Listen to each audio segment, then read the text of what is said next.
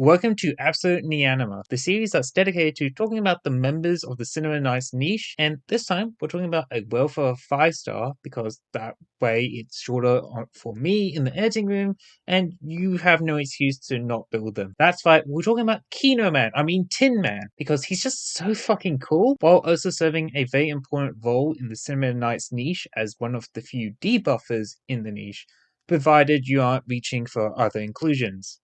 I'm mainly doing him now because he's cool, but for the purposes of the series, I thought I would at least try to keep a facade of professionalism. Now, since Tin Man is effectively, should be built or on the build list of anyone who plays IS5 due to his amazing talent that is in that IS specifically, this video is going to be more about convincing you guys to take him out for a spin outside of IS. Although I should probably explain how he fits into the Cinema Nights niche. Aside from the fact that he's straight up named after a character from The Wizard of Oz and is dressed like the quintessential noir detective. Okay, sure, we can do this mental exercise for the sake of padding. Let's see. His Oil Visionum Destiny level is 0.007, which is a James Bond reference. His Robo Buddies that he throws are called Curly, Moe, and Larry, making them a Three Stooges reference. Although sadly we can't throw out Moe. And while this isn't exactly a film reference, he does do this. He sort of commits to doing the really famous Jesus pose in his E2, which I guess makes it a Mel Gibson reference, while also doing the Venturia Man in the background, which is just neat. Oh yeah, and his promotion record has him possibly appearing in a film, which is cinema enough for me. Okay, that's enough of that time wasting. Let's just talk about the talent. He has two talents, but I want to focus on his non-IS5 specific talent, Shriveled Soul, as I want to talk about using him in a general use case, and that's what his module improves. So, Shriveled Soul at max part, because he is a welfare, lets him increase the damage dealt by continuous damage to ground units in range of his alchemy units by 22%. Okay, there's a lot to unpack here, so let's go for it bit by bit. First, an alchemy unit is what he throws out as part of his skills, and it's an area of coverage depends on the skill. For Tin Man, it's these circles. Don't expect me to list an exact area.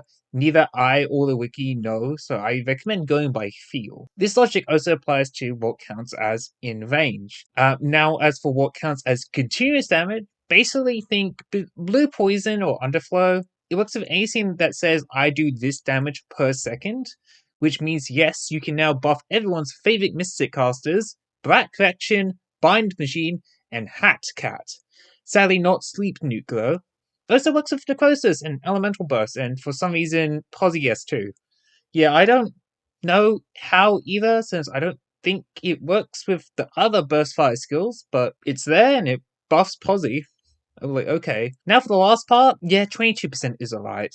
I'm going to be super generous and use a mod-free blue poison for my example on how much of an impact this makes. So, mod-free blue poison does 95 arts damage per second over 3 seconds, so 95 times 3 is 285 damage before res calc, which is okay. Now, let's apply Tin Man's talent of 22%, so it's going to do 116 per second, and therefore adds 384 damage. An overall increase of 63 damage, and now you can see why I think it's alright. Dot as a damage type isn't exactly that interesting to most people, and while it's a nice boost to some underperforming units like Blue Poison, units like the Necrosis Gang or Posy already have such big numbers that a 22% increase might as well be overkill most of the time, or just finicky to line up all the time to get that buff. There's also the part about having to sync up their skills with Tin Man's alchemy units and also be in the same range as them. It's all just a bit of a hassle for just 22%. This is also worth noting that in specifically the Cinema Nights niche, which I'm trying to talk about, there is not many units who can take advantage of this talent aside from Tin Man himself. Dot focus units are very far and in between, and I think only two of them line up with the niche sadly right now, that being Phantom Altar and the beloved Miss Christine, unless you want to stretch and kind of squint to include Harmony based on her promotion record, but that would be like adding Mountain and Kefka to the niche because they watched a movie with Robin in her module story. So sadly, in Cinema Nights right now, he has no way to take full advantage of what this talent offers. But if you are a Dot fan, I would consider his module to be something to grab. At mod 3, it adds a 5% increase, which means all dot near his funny little robots now do 27% with max pot. Even if you aren't a dot fan, I would recommend grabbing mod 1 for the trait upgrade, as it helps a bit with his skill cycling by providing SP regen. It's like Sentinel's mod X, where it's a good quality of life upgrade at mod 1, and then is a coin flip if it's worthwhile going past that. Tin Man's mod 2 and mod 3 is very much a luxury, sadly, in this case, but it is for those who really like the idea of dot knights. Moving on to skills, we got good old Curly, which is his S1, who is an offensive retry skill because we're apparently not allowed to have on-demand enfeeble. We need to chain it to an auto attack that we can't control. Basically, Tin Man throws out Curly, and for 8 seconds, Curly will apply enfeeble in that area, as well as do a percentage of Tin Man's attack per second. At skill level 7 is a 25% enfeeble and a 60% dot, although I would recommend chasing the M3 on this, as it's the skill breakpoint where the enfeeble becomes 30% and a 70% of his attack for the dot.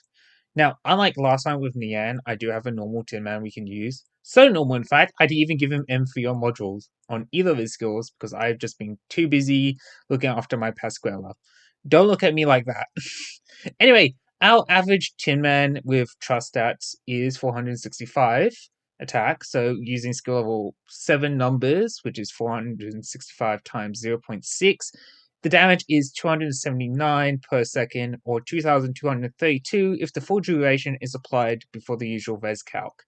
Now, let's be nice and attach his talent to the 22% of the dot, which means it's making about 340 per second, and then 2720 if the full duration is applied. You might be thinking, wow, that's really good damage at skill level 7, even if you need to find a way to hold them in place for the full duration. What's the catch? Well, the catch is I would just use a Hexa. Yes, less damage by a large margin that I don't want to calculate, but there are much better debuffers, and let's be real, most people would rather use Shamari over Tin Man if they want to apply Enfeeble, especially when Shamari has her S2, giving her Persuader global range with its own brand of Enfeeble that stacks with the mod traits Enfeeble. Oh yeah, and it also has Defense Shred. In other words, don't use Tin Man as your buffer unless you're scared of being labeled as a lolicon. Next up is Big Larry, who is not only big in the sense that he gets the biggest circle, is also our S2, who does arts damage based on Tin Man's attack every second, and then heals allies surrounding Large Laddie for Tin Man's attack again for every second. At skill 7, we're looking at a 70% attack for the damage, and then a 20% attack value for the heal for 12 seconds, although I will once again ask you to consider the M3 for the healing breakpoint, as it makes it a 25% ratio for the heal ratio. I mean, it also has all the added benefits of more damage per second, longer uptime, and so on, but the main reason is for the extra 5% heal, which isn't much, but considering the Cinema Knights niche, where our only other healers is Whispering, Nine Color Deer, and Ill Hung, that extra 5% is really helpful. I mean, if you want to stretch, we can fit Silence Alto, which gets us to Silence, and Shu can fit in as well, but for the sake of this argument, let's not do that. Anyway, I'm not saying this just because these options are terrible, in fact they are good, except for Hung, because defensive recovery on a Met Guardian that isn't best order is a mistake. But Cinema Knights don't have a viable solo laner outside of Execute Alter, so having Tin Man on hand to be a second healer is very valuable, especially when that heal can heal MTD units like Federico. He's also valuable in Specialist Knights due to this, because what are you going to do? Rely on Lobster and his sliding heal? Use the self-sustaining doorkeepers and ambushes? Get around the need of healing by using fast deploys? Of course you won't. That's what normal people would think, and you're playing Specialist Knights. You don't get to be a normal person! Anyway, doing the M3 mass for this one, because this is the skill I would recommend chasing the M3 on, so I'm going to be generous here to sell my point. Using our baseline Tin Man again, it's 465 times 1.1, since the M3 ratio is 110%, we get 511.5, I'm going to round down in this case. I'm also going to save us the time and apply the talent now, so the actual number is 623 per second, and at M3, the skill has a 15-second uptime. So presume the enemy is in there for the whole duration, that's 9,345 damage before Res Cal. Like, that is a lot, but once again, this is optional scenario shit. In fact, I'm going to rein in on my own parade and add in the res stat. Let's say the enemy has 10%, has 10 res. So we're walking back to our 623. I think we times it by 0.9 since we're taking off 10% from res. We get 561, then times that by 15, we get 8,415. Still not bad, but you can see how impactful res is to running his DPS. And I was being nice by keeping it low, so imagine how bad it gets on the higher end. As it maths for healing real quick, it's like 116 HPS over 15 seconds. So like it's effectively 1,740 HP, which is neat. But I'm pretty sure a multi-target healer like Philopsis can heal that much in less time and without skill. So much for defending this skill as well. Once again, my dedication to being brutally honest has ruined my ability to recommend an operator I like. But those are the facts. While Tinman is a fun operator that I love very much for his Kino's fuck design, he's just underwhelming outside of his game mode.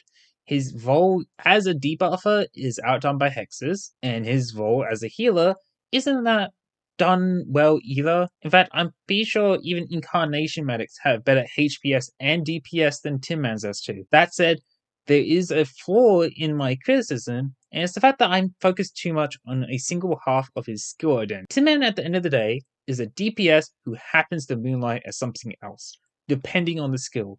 The debuff on S1 and the heal on S2 are ultimately bonuses to what I want to say is generously, well, very solid damage. Yes, Thorn's Altar does everything Tin Man does better, but I think the rule of cool applies here, and Kino Man outmogs Lobster any day of the year. Plus, everyone who plays IS owns a Tin Man, and it's easier to recommend a welfare than a 6-star gacha operator. So yeah, no, I think despite the flaws in Tin Man's kit, I think he's genuinely a cool unit who's just a jack of all, master of none. And that's fine. Anyway, that's the end of this video, and I hope to see you around for the next video in this series where I hopefully won't need to do so much fucking maths again, because it's easily the worst part of being an Arknights content creator. Anyway, I'll see you later.